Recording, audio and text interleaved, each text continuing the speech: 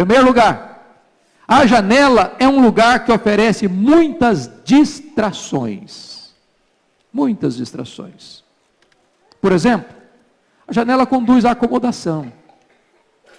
Certamente esse jovem procurou um arzinho mais fresco, um ambiente assim mais agradável, talvez um cenário mais colorido.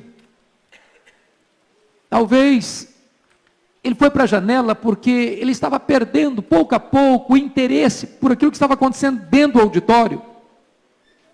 Talvez ele foi para a janela porque ele pensou o seguinte: quem sabe lá fora está acontecendo alguma coisa interessante e eu preciso dar uma olhada. A janela conduz à distração.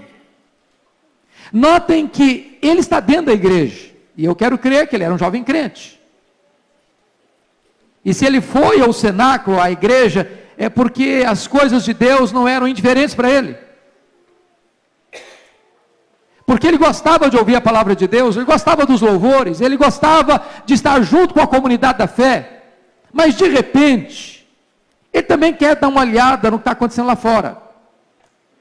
Em outras palavras, eu acho que eu era daquele tipo de jovem o seguinte: eu quero experimentar o melhor da igreja, o melhor do mundo. Eu quero estar de olho aqui, de olho lá. Está acontecendo com esse moço aqui, ele está com a atenção dividida.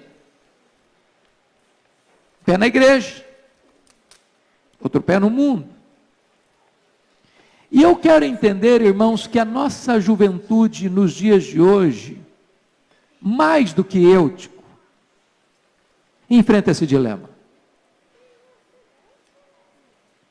A janela para o mundo é muito colorida, é muito atraente, oferece muitas distrações, há muito movimento, aqueles que vêm, aqueles que vão e todos que passam. E muitas vezes a sedução de ir para a janela é grande. A janela conduz a uma insatisfação. De repente, aqueles que estão na igreja correm o risco de perder o interesse. Como está acontecendo aqui? De repente, o que está acontecendo fora daqui é atraente, é sedutor. De repente, o que está acontecendo fora daqui traz um apelo mais veemente, oferece oportunidades mais imediatas, oferece prazeres mais tocantes, há roubos mais arrebatadores. E de repente, aquele que vai para a janela vai se desligando do que está acontecendo dentro da igreja e vai se ligando mais ao que está acontecendo fora da igreja. Quem vai para a janela começa a dar asas à curiosidade. E há muitas coisas hoje que um jovem, que um adolescente, às vezes caminha por curiosidade. É o espírito gregário, é o espírito da patota, é o espírito do grupo. E ele não quer ficar fora, e ele não quer ser um alguém desconectado do grupo, da escola, da universidade, do trabalho. E ele vai para a janela. Daqui a pouquinho, essa distração o leva ao sono. E isso gera uma racionalização. Até onde eu posso ir? Pensa comigo nisso. Um jovem crente, ele é crente, filho de crente, vem para a igreja, está aqui na escola dominical, está aqui no culto da manhã, está aqui no culto da noite. Mas ao mesmo tempo que ele está aqui, ele também é atraído por outras coisas, por outros cenários, por outras imagens, por outras coisas que vão ganhando terreno e espaço no coração dele, vão trazendo interesse aos olhos dele, e ele vai desejando olhar essas coisas que estão à sua volta. E a janela conduz a muitas ilusões. As janelas hoje, elas são mais atraentes. É a internet.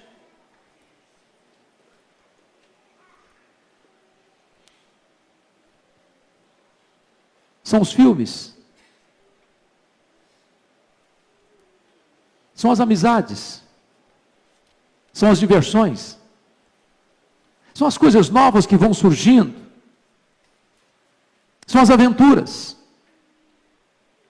Alguns até, curiosamente, ou por curiosidade, buscam experimentar as drogas, ou sexo no namoro, ou coisas que vão ganhando espaço no seu coração.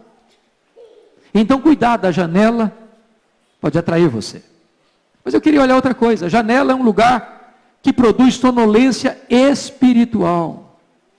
Quem vai para a janela, via de regra, num dado momento ele perde a conexão com as coisas de Deus e começa a não ter mais vigilância no que tange as tentações.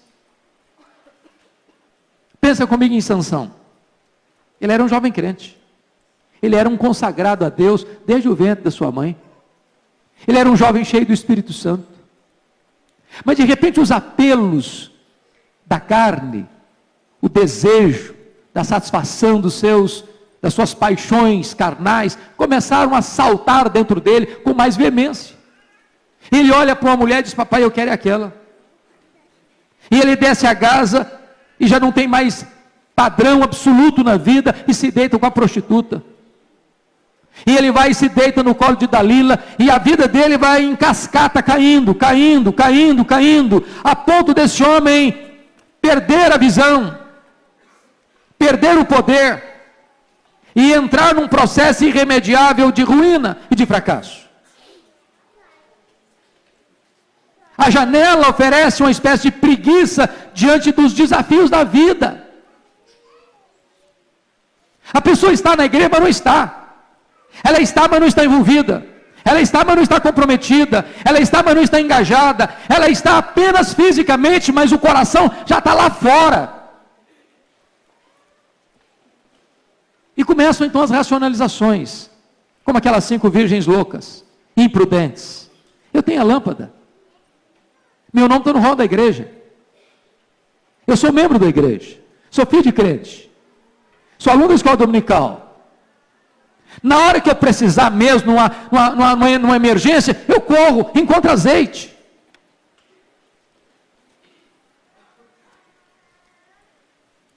Ir para a janela pode levar você à fraqueza nas tribulações, como Pedro, numa batalha imensa, numa hora decisiva da vida de Jesus e da humanidade, o sono prevalece. A pergunta é: por que Eutico dormiu? Primeiro, ele dormiu, queridos, porque ele perdeu o interesse pelas coisas de Deus.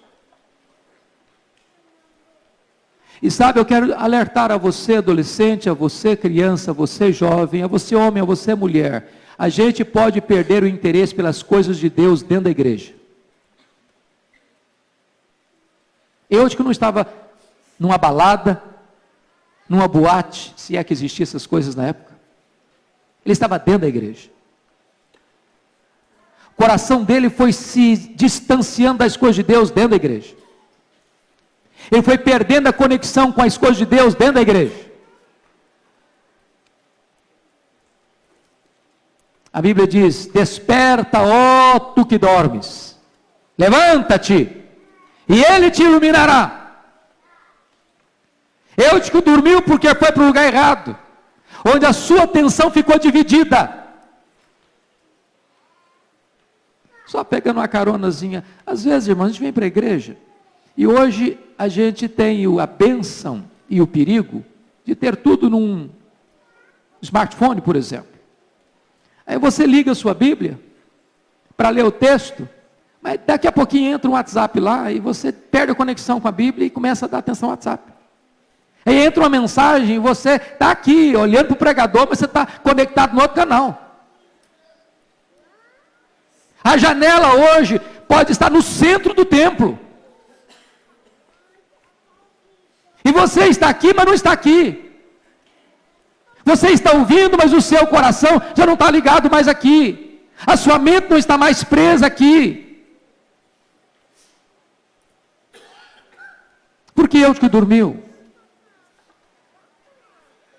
Porque perdeu o entusiasmo com as coisas de Deus. E eu quero dizer para você que literalmente Eutico morreu de sono.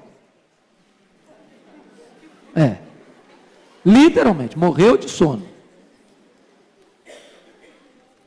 Mas Mas mais do que isso, em terceiro lugar, a janela é um lugar de quedas perigosas. Você já parou para perceber isso? Quem cai, via de regra, cai para fora, não cai para dentro? Eu podia ter caído para dentro. Mas não caiu para dentro, caiu para fora. Cuidado com a janela. Um dia Davi olhou para a janela estava aberta. E ele caiu. Caiu feio. Trouxe desastre para a família dele. Um dia Sansão olhou para a Filisteia e caiu feio. A vida dele nunca mais conseguiu se levantar como poderia e deveria. Deixa eu dizer uma coisa para você nessa noite, nessa manhã. Cuidado com a janela. Cuidado com o que você vê. Cuidado com o que o seu coração se liga. Cuidado com aquilo que atrai seu coração. Cuidado com aquilo que você faz, porque Deus não vai ser parceiro das nossas escolhas erradas. E Deus não vai ser parceiro das nossas loucuras. Diz o texto que Eutico caiu e morreu. Há muitas quedas. Há muitos jovens que caem. Há muitos jovens feridos. Muitos. Que por estarem na janela se tornam vulneráveis. Que por estarem na janela são distraídos. Porque por estarem na janela se agarram ao sono espiritual, à sonolência espiritual. Por estarem na janela caem e sofrem quedas desastradas e desastrosas.